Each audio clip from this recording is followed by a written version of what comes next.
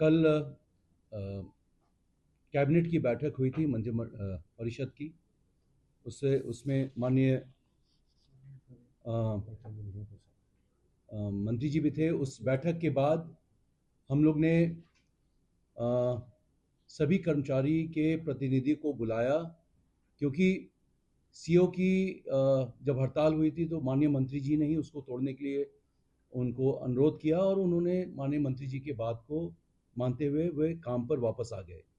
उसी प्रकार से कर्मचारी लोग को बुलाया गया माननीय मंत्री जी द्वारा और एक बैठक 7 बजे कल ऑर्गेनाइज हुई, जिसमें विभाग के सभी पदाधिकारी थे और कर्मचारी लोग थे। उसमें उनका जो मुख्य डिमांड था कि वो राजस्व का सब काम करते हैं और लेकिन उनका जो पे स्केल है वो ग्रेड पे 2 है, उससे बढ़ाने की वो मांग करी थी। ये उनका मुख्य डिमांड था। उसके संबंध में माननीय उप मुख्यमंत्री जी अब आगे विस्तार से बताएंगे।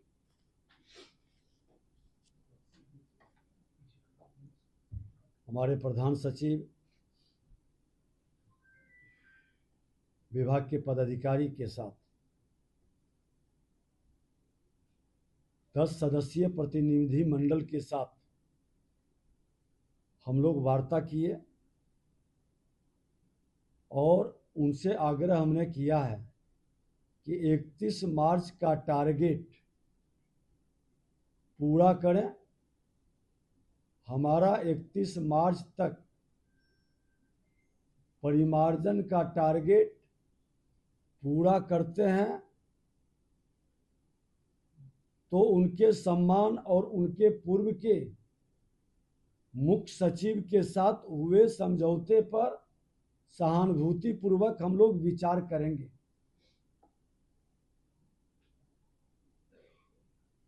उन लोगों ने भी सोमवार तक का हमने समय दिया है और अंचलाधिकारी से भी हमने आग्रह किया है कि 31 मार्च तक विभाग के लक्ष्य को प्राप्त करने में उनकी भूमिका अहम हो। और मैं आप लोगों के माध्यम से स्पष्ट कर देना चाहता हूं कि जो अच्छा काम करने वाले हमारे अंचलाधिकारी होंगे, नियमानुसार DCLR में प्रमोशन दिया जाएगा।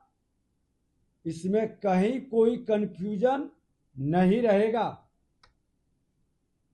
उनके पत्र के माध्यम से हम लोग प्रधान सचिव के द्वारा मुख्य सचिव तक संचिका मुख्यमंत्री तक हम भेजेंगे। निश्चित तौर पर अच्छे काम करने वाले लोगों के साथ सरकार की पूरी सहानुभूति होगी। बिहार के माननीय मुख्यमंत्री जी हमेशा अच्छे पदाधिकारी को सम्मानित करते रहे हैं, लेकिन जो गलत करेंगे वैसे लोग बख्शे नहीं जाएंगे। आज सुपौल सदर के पूर्व अंचल अधिकारी प्रिंस राज को फर्जी प्रमाण पत्र के कारण बर्खास्त कर दिया गया। कल कैबिनेट की मुहर भी लगी।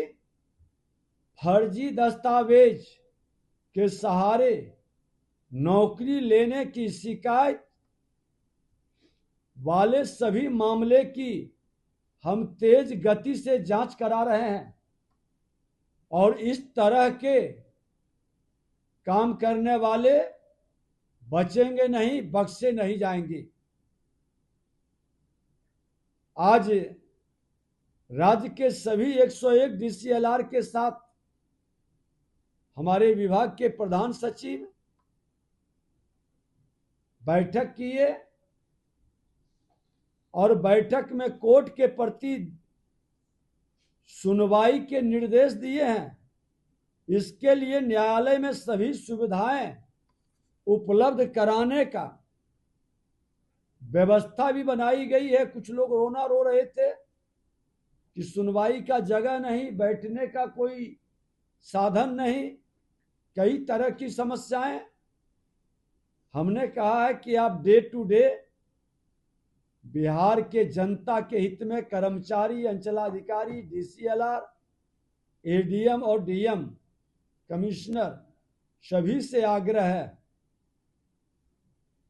कि ये जमीनी विवाद मेरी जिंदगी से जुड़ा है, बिहार के भविष्य से जुड़ा है, बिहार के लोगों की उम्मीद बढ़ी है। सरकार की जिम्मेवारी है, शासन प्रशासन में बैठे लोगों की जिम्मेवारी है कि हम उनके विश्वास को टूटने नहीं देंगे और एक अभियान के रूप में इसको लेकर समाधान करेंगे। डीसीएलआर से हुई बैठक के संदर्भ में प्रधान सचिव बताएंगे।